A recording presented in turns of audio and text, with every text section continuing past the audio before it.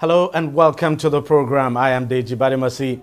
Now, it may soon become an offense with a penalty of at least 15-year jail term to pay ransom to kidnappers in Nigeria. The Nigerian Senate last week passed the Terrorism Prevention Amendment Act 2022, among other things, prohibiting the payment of ransom to kidnappers and prescribing the death penalty for any kidnapper whose victim dies. Now, the senators believe this would discourage the rampant kidnappings in the country. The bill also prescribes further actions to check terrorism financing and bring the country's law in alignment with the standards of the Financial Action Task Force.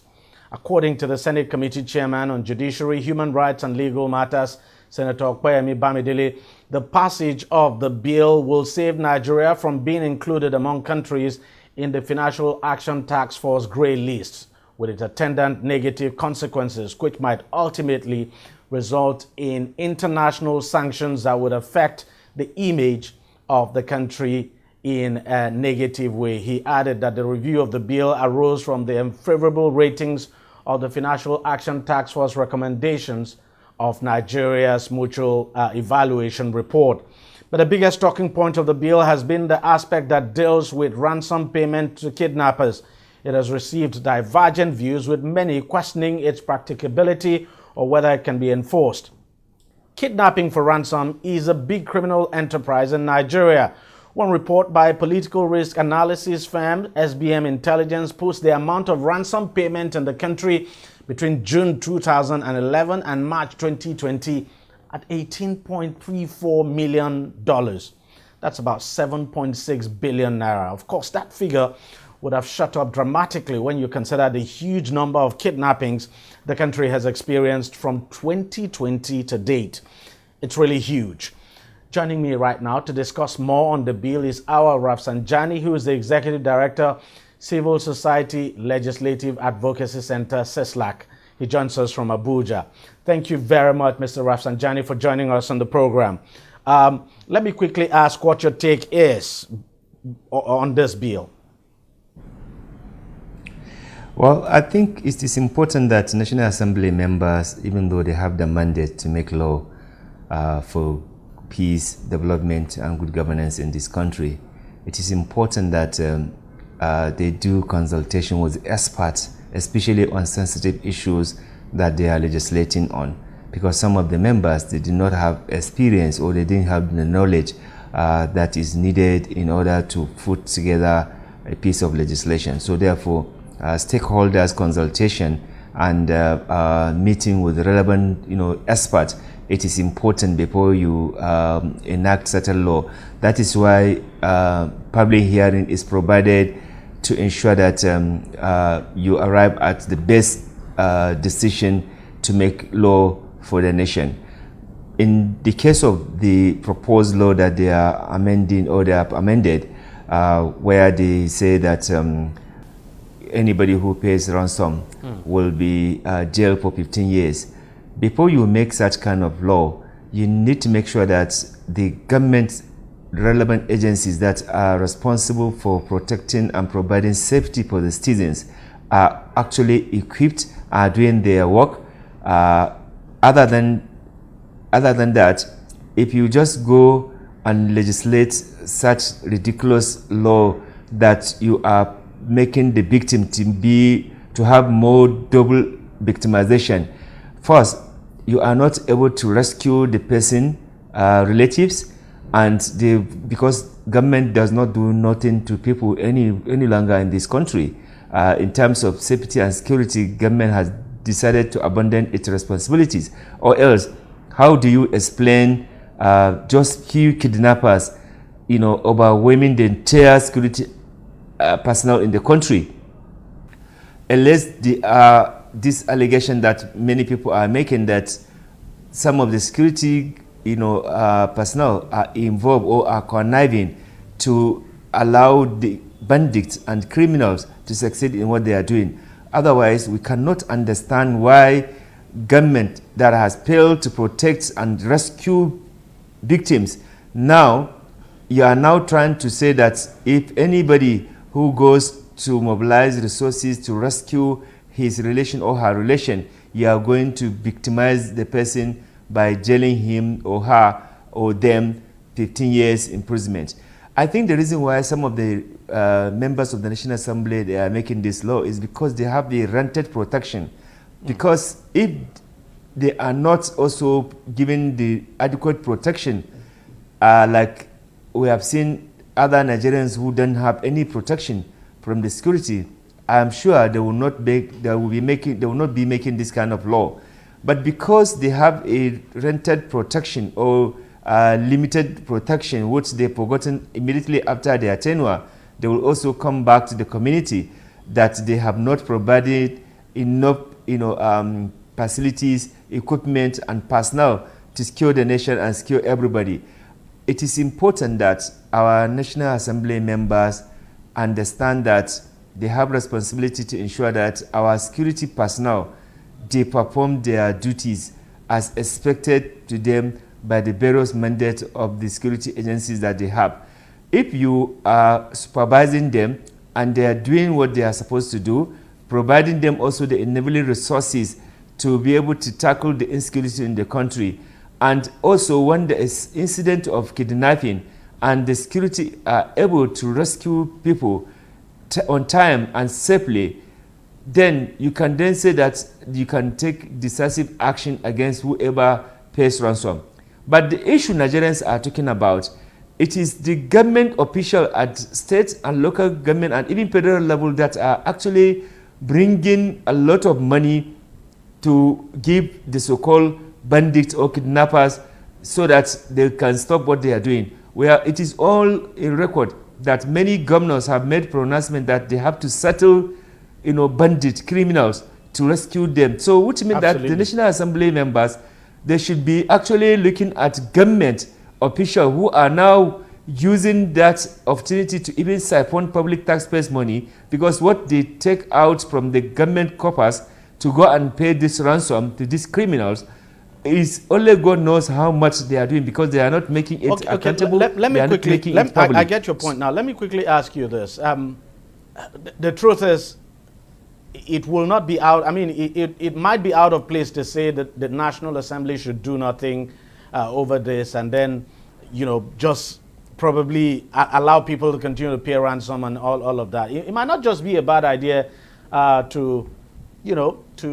it might not be a good idea to legalize, because that somehow that is what it might amount to if the National Assembly does nothing. That is like we're legalizing the payment of ransom. But other than what the National Assembly has done now, what else could it have done instead of coming up with this bill, criminalizing the payment of ransom?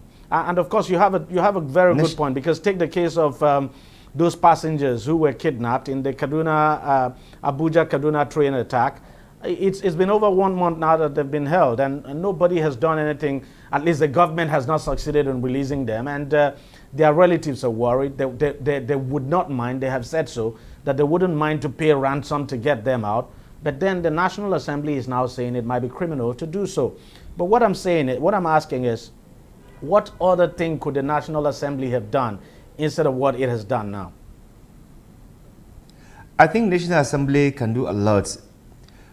First and foremost, the National Assembly can engage with relevant security agencies to find out what is their challenges, what are the challenges, but we have seen the National Assembly do that several times. The National Assembly has engaged with the service chiefs several times. You just can count the number of times. And the National Assembly, we know, has also provided, well, maybe not enough, but in terms of budgeting and the acquisition of equipment, we know that the National Assembly has given the security services, a lot of money to buy what they need, but yet we're not getting, if you like, commensurate results. Yes, the reason why you are not getting commensurable results is because of the corruption in the security sector. We have said it number without time that as long as there will be compromise, there will be corruption in the security sector, there's no way the country can be secured, there's no way people of the country can be protected. Because simply there's so much corruption in the security sector, that is why we are finding it extremely difficult to provide the necessary security and safety for Nigerians and even for the foreigners in the country. And the consequences of this is that a lot of investors are leaving the country because the country is too vulnerable for insecurity.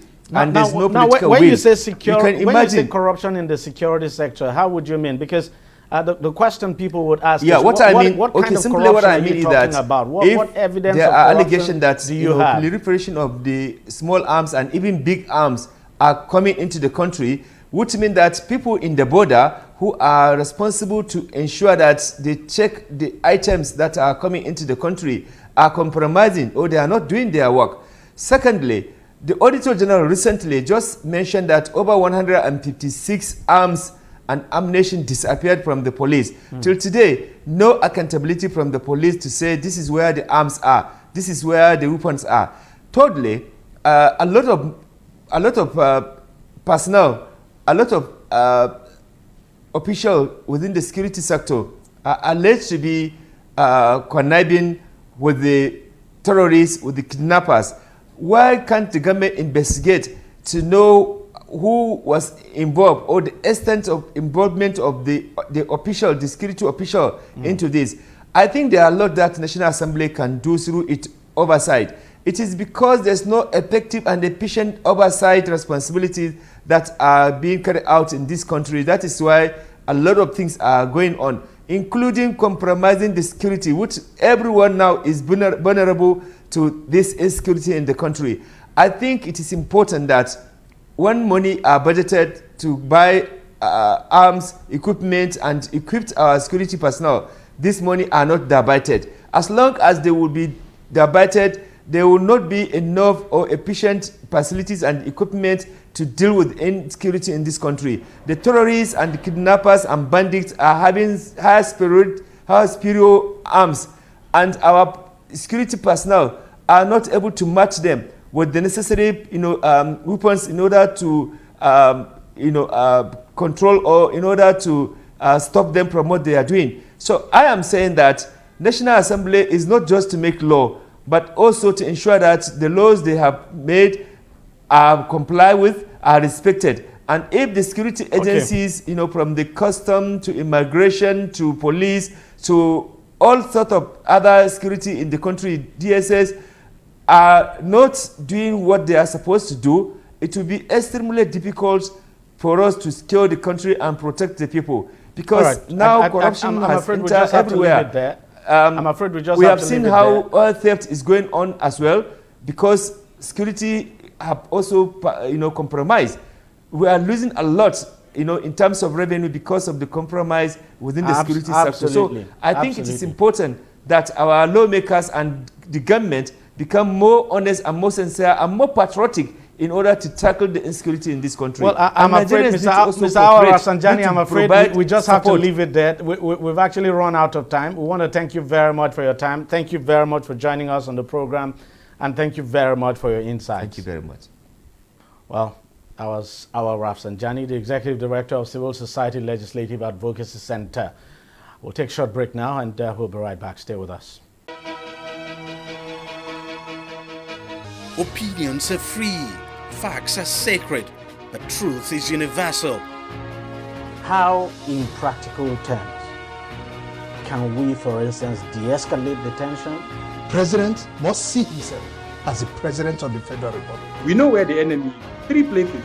The Lake Chad Basin, the border area between Nigeria and Cameroon, and then the Sambisa Forest. On DEJI360, we give you a complete dose of everything. Opinion, facts, and undiluted truth. I hardly believe what politicians are saying in this part of the world. A new Nigeria is possible, a future is possible. We delve into the issues, dissect it so that you can understand it, use it to take action. I don't think there's any need for any governor to look for grant for ranching. DEJI360, dissecting the issues.